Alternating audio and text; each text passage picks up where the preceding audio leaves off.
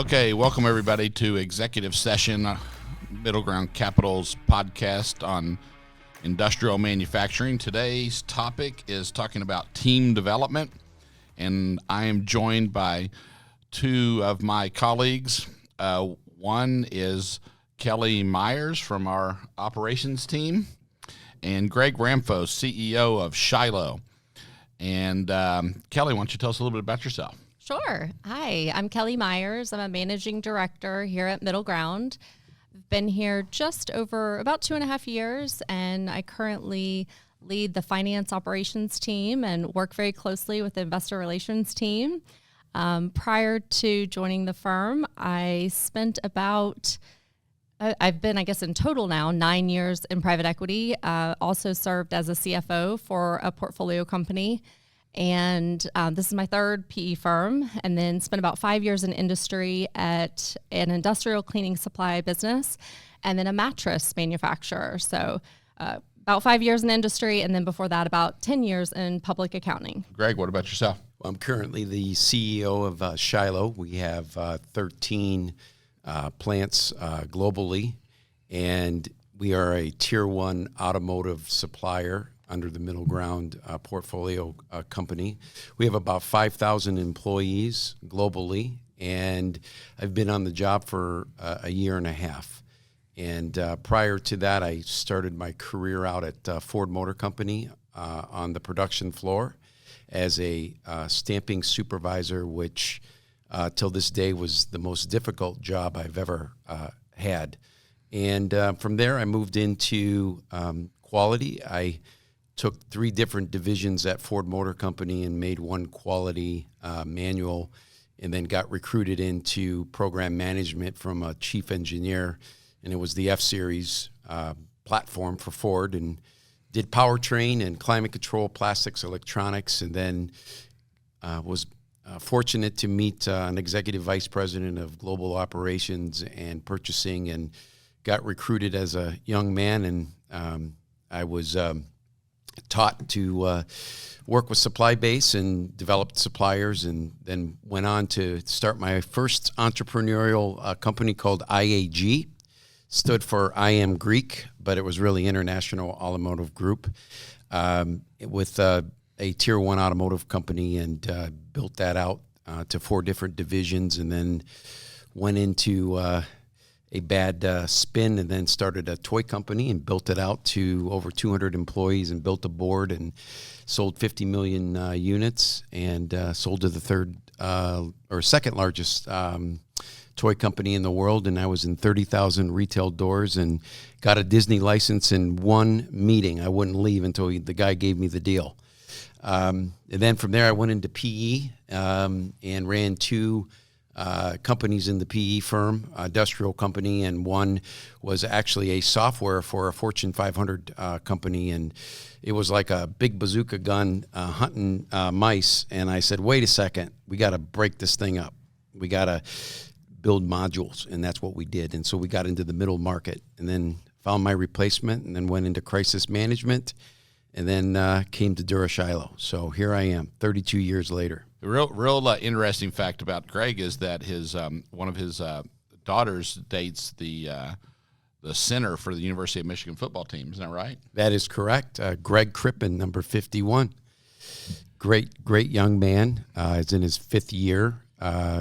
Love watching him play. And this week he had we didn't win, but he was voted one of the best players in the game. So awesome. That was pretty awesome. good. I'm Yeah, really he's proud. a big dude too. I saw him. He is. Yeah, he's a real big guy, but you know what's great about him is he's smart. He's a really smart guy, and I'm impressed with his brain power, and his work ethic is insane. Just a good young man. Yeah, that's awesome. And Kelly, interesting fact about Kelly is that Kelly once got some really good advice on buying a gift for her husband from like a really smart person. Kelly, why don't you tell us about that? Sure. This was about 10 years ago, and my husband wanted a tractor for our farm, and I just thought the return wasn't there. I could hire someone to mow the fields for many, many years I mean, it just didn't make sense to buy this tractor. And my husband was really upset about it. And John came into my office and saw the pamphlets for John Deere tractors. And he was like, Kelly, buy your husband a tractor. You will never mess up. You will never have to do anything. You are set for life. And so I went ahead and bought the tractor, didn't tell my husband, like played it off as though I hadn't bought it. He got really mad. And then finally the tractor was delivered. And I have since bought him a newer tractor. So. See? I try to give this marital advice to our relationship advice, and we're talking about team development. But and that's what a marriage is, or a relationship is, a team. And so many times your spouse or your significant other wants to do something, and instead you get mad about it, and they're going to do it anyway, right? That's right. So you can take away the confrontation by just go ahead and doing it for them. Like go tell your wife and say, hey, why don't you go shopping and buy yourself some clothes? She's going to go buy herself some clothes anyway. But if you give her permission to go buy clothes, then she's going to tell all of her friends. She's like, can you believe that my husband told me to go shopping and buy clothes? And, she's going to do it. So we'll let her go ahead and do it. And if your husband likes to play golf, tell him to go buy some golf clubs, encourage him to go play golf with his friends. He's going to do it anyway. And so you take the confrontation, you turn it around, and you make it something positive, and then, it gets you on a good front. I got you got a lot of mileage out of that, didn't you? Yes. Yeah. Yes. Still today. Yeah. That was great advice. Yes. So, today we're talking about team development, and, that's something that's really important. It's something that I've done throughout my career, and I think it's one of the things that I do best is actually building really good teams of people and being able to have those teams work together. And it's challenging because it's not all about getting people that think exactly the same. It's just like a sports team. Your daughter's boyfriend on the University of Michigan, big guy, he's a lineman. You got running backs, and you got receivers, and you got defensive players, you got specialty players, and they all come in different sizes with different skill sets. Everybody's not exactly the same, and the best coaches know how to assemble the right team.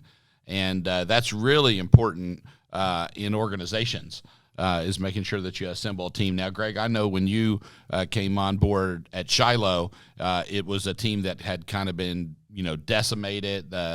Before we bought the company, both of the companies that went through a bankruptcy process, and a lot of the management team had left, and then some, other management had come in, and it's been transient for a period of time, and you brought in a lot of people. You we're also able to get a lot of the people that had been at the company, back kind of energized about the business. Why don't you tell us your thoughts on that, and how you think about team development when you walk into a situation like that?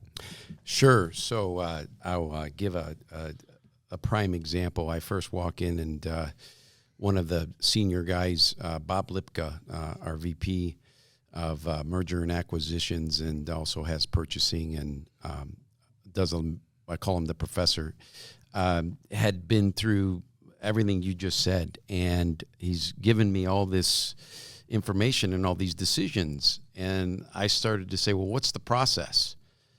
Where's the data? So we're not going to talk about anything until we get the data. And so everybody really thought I was out there, this guy's crazy, he's not getting into the issues. And it's kind of like a car. You got to have gas, you got to have a map to where you're going, and you got to have good tires. And so before you start rolling and going, you got to have all of your processes in place. And so for the first 6 months, I would give 45-minute to hour speeches to my executive leadership team on what it takes to win. And a lot of them in the beginning just thought that, this was just, like a corporate guy coming in. But what they didn't realize is I'm really an entrepreneur with a corporate acumen. And so I'm not your typical CEO. I'm more about, what can you bring to the table? And so what I did was I learned about each individual person, and I did predictive indexes on all of them so I could understand their personalities. And then what I found out is what were they really passionate about? And I just started to remove roadblocks one day at a time, like climbing a mountain one day at a time. And as I started to develop this, they started to see the results. And when they started to see the results and saw that my energy was there and I stayed consistent, people started to believe. And then when you start to believe, you just need one spark. And you get that spark, and that spark turns into a fire. And then, it took 6 months to really get people to believe. But I got a great team now. We're rocking and rolling now. It's like, no, I could tell that even I like to challenge you guys, and your team responds really well, though. I mean, people are working hard, they're working long hours, and we're having discussions and meetings, and they're laughing and joking, and you can tell it's a healthy environment. That you guys have. Absolutely. And I was going to say, the first time I met with the team, when Greg joined, they came here to our office, and what Greg did was, he gave his speech to kick it off, but then he let every person on his team deliver their message, and it was great because you could sense the alignment. You could really see how his leadership had transformed that team. It was really powerful. Yeah, and I can tell you from owning a lot of different businesses. We own 22 businesses now, or 21. We sold one yesterday, and great team there at Arrow Trueline. Shout out, to the team there. And it's very rare that we have a company that the management teams that's there when we buy the companies, there when we sell the company, and not by our design, but just sometimes we're there. It's transitional for whatever reason, but the team there did a fantastic job managing that business. And a lot of people don't really understand what private equity does and what we do. And as investors, we're not operating the businesses. A part of our job is to find the right resources to manage the businesses. I think it's the second most important thing we do once we identify a company we want to own, and having the wrong management team in place can really, cause you issues. Replacing a management team is not easy. It's 12 or 18 month process just to, change out the leadership inside the organization. Because it's very complex. These companies are complex and have a lot of different facets to them, and so finding the right people. And so we do some similar things. We have a program where we do personality profile testing. We do benchmarks against competencies, that we align to. But all of those things are good, but there has to be that good interpersonal relationship between people. Where people just are comfortable working with each other. Kelly, why don't you tell us about how you think about team development? It can be inside your team. It can be working with the portfolio companies. But just share with us what your thought is and how you get people engaged. Yeah, I think communication is key.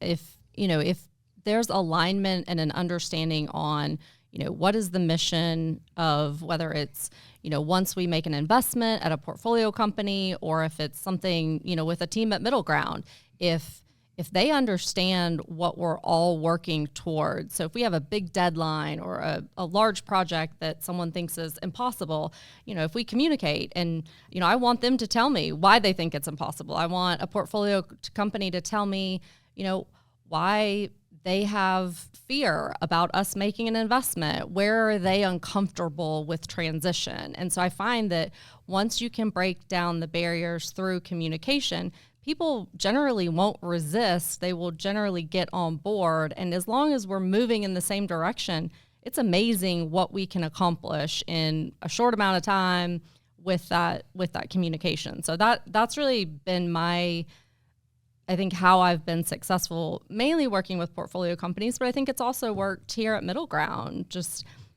being open and honest and being willing to have really tough conversations that, other people might not want to have. Yeah. That's one thing I know just from working for people. I started my career as an hourly employee, so I had a lot of bosses, and, sometimes you run into the boss that they don't want to deliver bad news. Right. And that maybe your production area has to run overtime for the day, and it's a Friday before a holiday, and everybody wants to go home, and everybody knows it. But, maybe something happened, a machine breaks down or whatever, and you got to get the production out. And I always admired the people that would just tell you what it was. Yes. and not try to sugarcoat it and just let you know. And you knew exactly where you stood with them. And, so if you knew that if you weren't making the production numbers, you knew that you were going to have to work overtime to get it completed, versus, the people that, the production will be bad, and it's like the time when you're waiting for someone to tell you what you need to do, and they're not there, because they don't want to be around the conflict. They don't want people griping and complaining about them, about what has to happen. And so I always appreciated that transparency. Greg, how do you find that when you have to deliver bad news to a team or a challenge to a team? How do you handle that? I tell it exactly how it is. There's no sugarcoating it, and I wear my emotions on my sleeve so everybody knows. So there's like no guessing me at all, and I'm honest with people, and it comes from the heart. And when you do that as a CEO, it's real. And when they realize that you're real, then I say to them, just talk to me like we're at a bar, and I'm having a Diet Coke, and you're having a Boilermaker or whatever, or a bourbon, because we're in Kentucky. Yes. And let's talk about this, and here's where we're at, and we've had some, significant events at Dura-Shiloh, or I would say Shiloh now.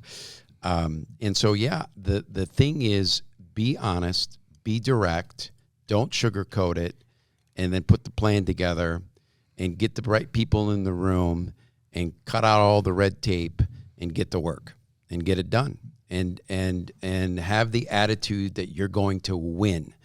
And so I like to play chess, not physical game of chess, but I like to play chess in everything I do, my team knows is calculated. So when I ask a question, they now know, okay, why is he asking that question? And so they start to think that way, then it just trickles on down. So be direct. Kelly, can you maybe share an example of where you've been part of a dysfunctional team and what didn't work? Yes.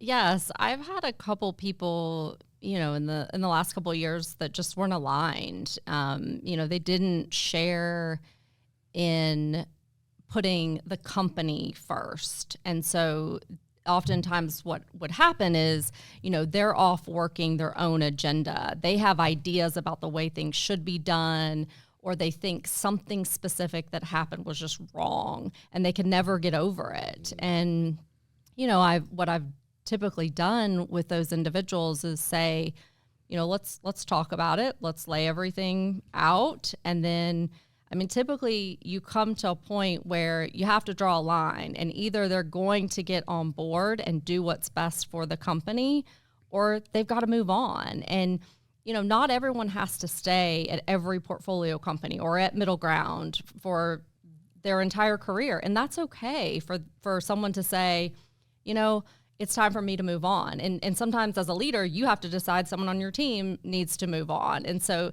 typically that's what I've done, is just try to clear the air by identifying, what are all the areas where we're not aligned and why you feel like you're running your own agenda. But that just doesn't work. It's not sustainable. And as a leader, you absolutely have to identify that, because if you don't, it'll bring the whole team down. Yeah. What do you think about that, Greg? Well, I have a different perspective. I would say I'm probably an oddball when it comes to stuff like this. I would agree. Greg's an oddball. Yeah, me too. I'm a people person. So what I believe is that every single human being has a talent, and as a leader, it's your job to find out what that talent is.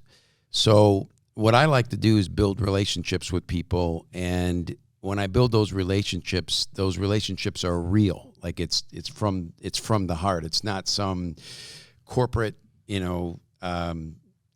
play that I'm doing. And I genuinely do this in a manner that I've perfected over the years. And when you run your own business and you got to go raise capital and build a board and sit in the bank and pray that the paychecks are going to be cleared. I've been in those situations, and even though I'm, driving a fancy car and done well, it doesn't mean that, you don't have problems, right?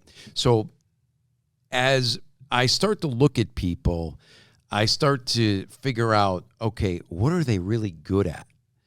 And then what are they passionate about? And then that's where I go put them. And I'd say, let him go. And then everyone's like, are you crazy? Why didn't you fire him? And it's like, you got them in the wrong spot. They're not motivated. And I could tell you stories where I've had, people, just didn't even want to come to work. But if you're going to be on my team, we're going to have fun, and you're going to come with a smile, and we're going to work. And those principles that I instill in people, I've learned over the years, just like you have, and Kelly has. And if you give people a chance, sometimes I'll give them 2, 3, 4 chances, which most people will give up.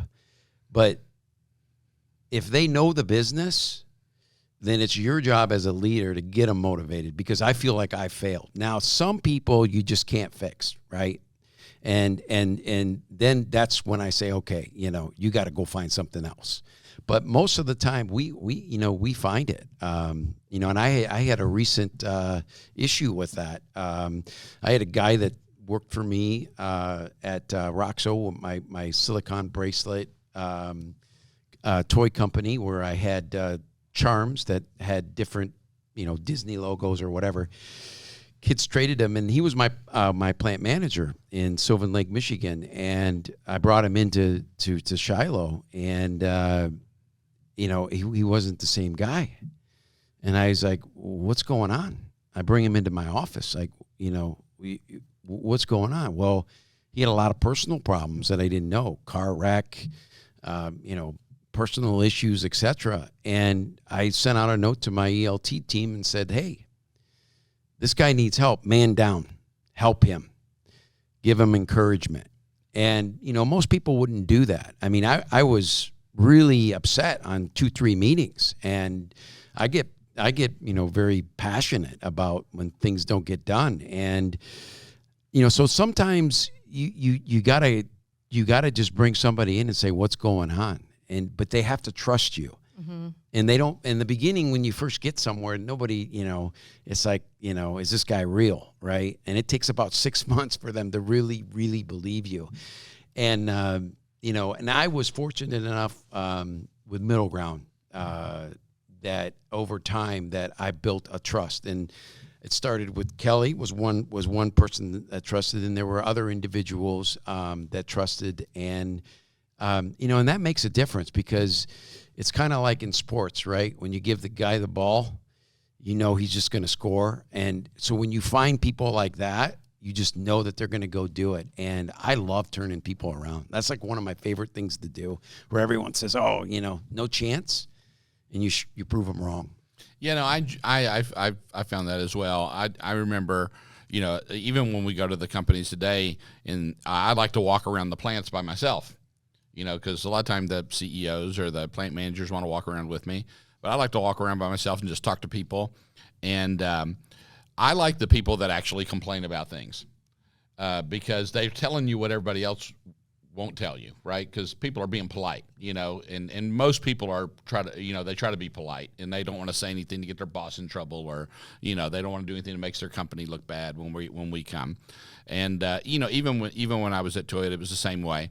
Whenever I had free time, I just would, walk around and like to talk to people and find out what was going on, because I'd hear like the real finger on the pulse issues. And I do that at MiddleGround.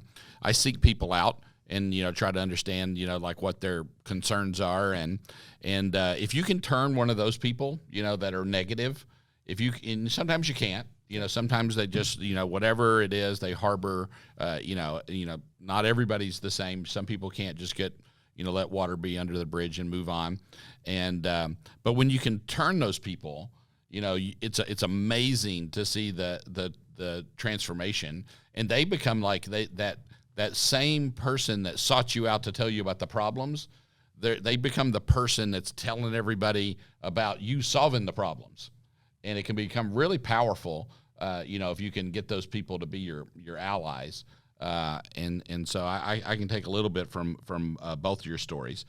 Greg, one of the things that I really admired when you came on board, and a lot of times these companies, they are like your business is a conglomerate of several companies. Like Shiloh was acquired and different facilities and plants and divisions, and then we sold off a couple, and then the same thing with Dura, and things were sold, and so that you have all these different systems and information, and data is not always good. And I remember like one of the very first things you did is you kind of brought in, a resource, or you identified a resource that could get you the data that you needed to make good decisions. That was one of the first things I remember that kind of imprinted on me about you, is that, before, you weren't there just 3 or 4 weeks, and you already had all this data at your fingertips, and you kind of walked me through how you had them put all this data together from all the plants, and it came to you every day, and so you could look at it. And so how do you think about data as it relates to team development and optimizing the performance of the team? Yes, that's a great question. So, I am a data person at the end of the day, and 66% of people in a corporation have access to a dashboard, and only 1 in 4 actually use it, and 33% of the people don't even understand what the data is. So, when charts would go up on a board. Like I'd go to a plant and they would throw up a chart, and I'd say, I love to play dumb. That's one of my favorite things to do. You're really good at it too. Oh, thank you. Thank you. That's a compliment. From John, that is a compliment. So I'd say, hey, I don't know how to read this chart. Can you explain it to me? And you ought to try that sometime. I'm sure you have. And I already knew, right? And I was like, why do we have to make this so complicated? Like, make it easy. So like 8th grader can understand it. And, a lot of people, what they like to do is they like to show you how smart they are. And I love talking to those people because they know everything. But when it comes to running a company or running an operation, it's no longer how smart you are. It's what can you get done and what can you achieve. So when you look at these charts and these data, what I did was I simplified the whole thing. We had 35 pages for a management business review. You know how many we have now? 6. And it's real simple. And I could take you through our business in 15 minutes. The whole thing. A $1 billion company, we could do it in 15 minutes. I could tell you everything you need to know in 15 minutes. I couldn't do that when I first got there. So what I did was I had each executive leadership take their dashboard and build it with their team. And then we'd get the tech guys to put it together so they understood how to run their business. And we're still not there, but we're getting there. And those dashboards are how they run their operation. So what they had to do was bring in the entire executive team. And so if you were purchasing, you'd have to run through how you're going to run your operation, your business. Because I took every single leader in the company that reported to me is a business unit. They provide a service to the plants, which was a big culture shock, because I'm corporate and I'm walking in the plant. I got the badge. I'm the sheriff. And I say, no. You're a service. The sheriff is the plant manager because they're the ones that run the business. And you're a tool to get them to run the business. And I said, so they need to be involved in this process. And that was a culture shock. So I got buy-in at that level and then took the MBR and took it down to 6 slides. And you wouldn't believe what you learn out of 6 slides. And I started asking plant managers, what are your top 5 parts that you make the most margin off of? They couldn't answer it. What's your best running line? They couldn't answer it. Who is your number 1 part? Who's your ace, your Heisman Trophy winner? They couldn't tell me. And I said, you don't know shit. Oh, am I allowed to swear? Yeah, I guess you just did. I just did. Sorry. I said, you don't know how to run your you don't know your business. So these charts that we put together now are simplified, and when you start running it like they own the business and their name is out front, like I tell a plant manager, your name is out front of that building, and these people are your people that you're responsible for, and you're running the business. And I always tell them privately, if anybody from corporate ever comes in and tells you something stupid, don't do it. Kick them out, because that's what I would do.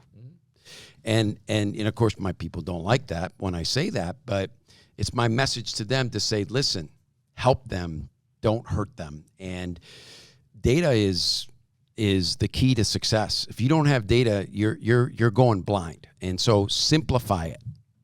Yeah, great point, Kelly. One of the things you've been working on, me and you've been working on for the last 2 years, is trying to streamline our internal data. Because over 200 factories around the world, to Greg's point, everybody has a KPI for something. Yes. Right. And so I love that. I love telling people, like, what's the K in KPI stand for? Key. Yes. Right. There's a lot of performance indicators. Right. But what are the key performance indicators? Right.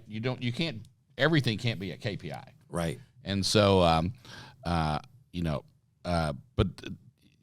we can relate to what Greg's saying and how good it is for us when a CEO has that mindset. Yes, absolutely. And has that right mindset. Yes, I love your example about, like, explain this to me. I use that often with our teams, where someone will bring something to me where they're, tattling and saying, like, oh, this has happened. This is really bad. You need to do something. And instead of overreacting or even reacting, a lot of times I just go to the person and say, like, hey, can you walk me through this? And it's amazing how, sometimes there's inaccurate information. Sometimes they don't even understand what they've reported in the data. And certainly it's not a key metric, or it's not something that we should be focused on. So a lot of times it goes back to that communication and, like, really understanding what's in the data and sharing that and making sure that we're focused on the right pieces of data. And it's important for the team, because the team's always being developed. So people are getting promoted, they're moving, you're doing, cross-training where you're moving people from one department to the other, and they have to have common systems and processes where they can, pick up the data and the other person can kind of run with it and be effective, inside the organization, and, making sure that people have access to data and information is key to making the right decisions. But the leader needs to be able to understand the data and provide, some guidance or direction, right? And if the leader doesn't understand the information, to your point, 25% of the people that have access to dashboards actually use them. Right. Right. And so then think about that. That means that 75% of the time, people are putting data together that no one's looking at it. Absolutely. Oh my gosh, we're making decisions without data. And so if your boss is never looking at it, how good of a job do you think that you do at it? Right. Right. So that's how you get bad data. And then the worst thing you can do is you have a dashboard that's visible, and everybody looks at it and says, "Oh, well, that's not right," because then they don't trust the system.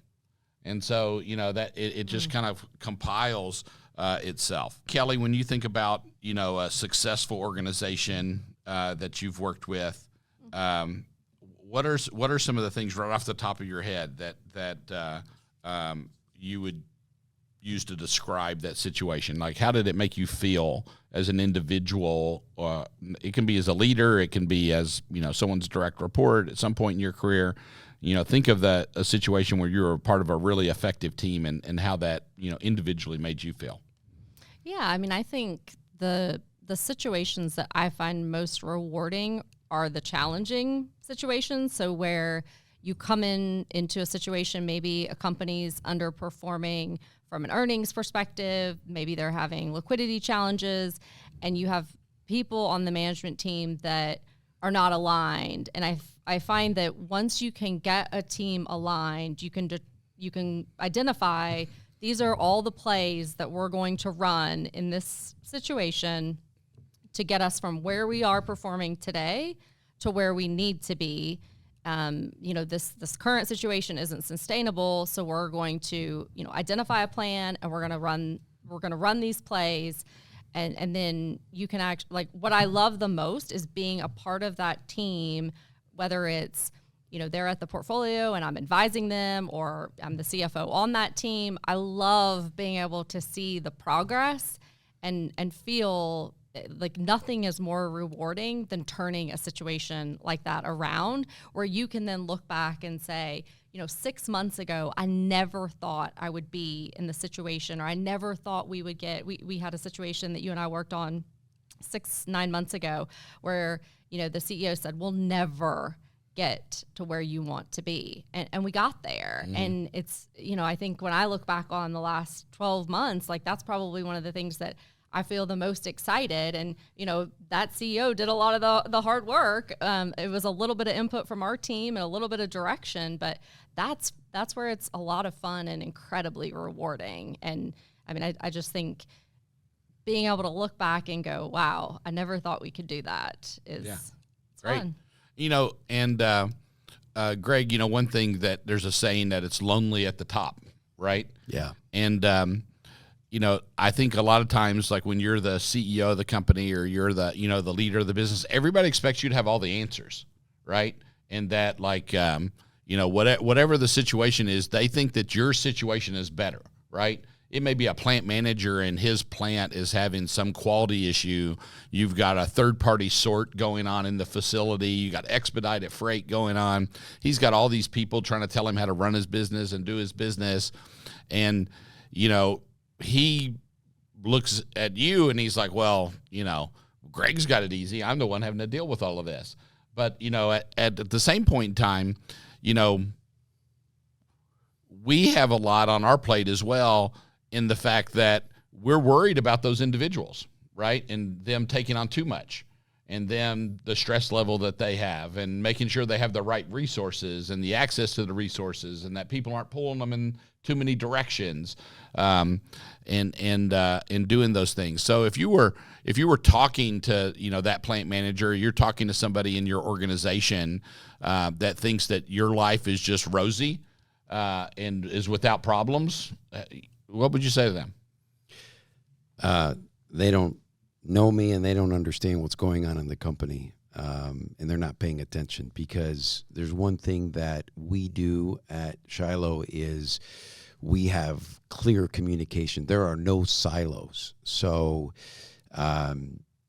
when there is a problem, every single person, including plant managers, most of them understand what that problem is. And I have a very hardworking team. And the point that I want to really articulate here is, when I first got out of college, I was on fire. Not that I'm not on fire now, but I was on fire because I didn't grow up with very much. Food was like a scarcity at points in my career. I went to 13 schools from first grade to 12th, so I had to learn how to fight pretty quick and try to figure out how I was going to eat. And in that journey, as I got into my career, I worked 7 days a week. In fact, when I got married, I told my wife, high school sweetheart, I said, work comes first. And that was a mistake to say that. I look back at it now and I cringe and go, oh my gosh, what the hell's wrong with you? But it was, at the time, it was I wanted to make it so bad because I just wanted the basics of life. Mm-hmm. And so I worked 7 days a week nonstop. And as I started to, get that first house and that first sports car, and, things started to roll, then you get whacked, and then you'd have to rebuild something and get whacked again. And it just goes on. And now where I am in my life today is I'm still working hard. But when I see younger people and they have younger kids, and there's a meeting on the weekend, I tell them don't. It's not worth it, mm-hmm. Because you know what? At the end of the day, when you retire, wherever you are, the only people that are going to remember anything is your family, the ones that you probably don't even talk to hardly today. But the people you work with every day, they're not going to most of them aren't going to be there. And I said, so what you got to do is you got to pace yourself. And I see younger people on my team right now that are, just like going through brick walls right now. Mm-hmm. And I literally have to tell them, which I never thought in a million years I'd ever say, hey, slow down. You need to go spend time with your family. Like, I don't want to see you pick up the phone. I don't want to see I better not see the red dot on Teams over the weekend. You need to put your phone down, right? And, some people would say, well, that's kind of weak. But when you're at it for 32 years, you learn a lot of things about how life really is. And you don't figure it out till you're in your mid-40s, I think, right? Like how everything works. And so if I could go back and do it all over again, I probably, first of all, I would have never said that to my wife, number one. Number two, I would have probably been home more than I was. But. Yeah, no, I'm with you. Me and Scott had that same view. We gave a lot of sacrifice, because same thing. We had to do it ourselves. I started as a guy making $10 an hour, on the shop floor. And so we try to create that environment.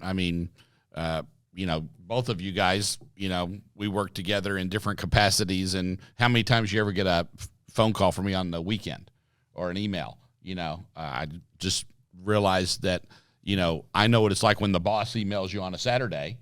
Even if he doesn't ask you to do anything till Monday, it ruins your weekend, especially, because you're thinking about doing whatever that thing is, right?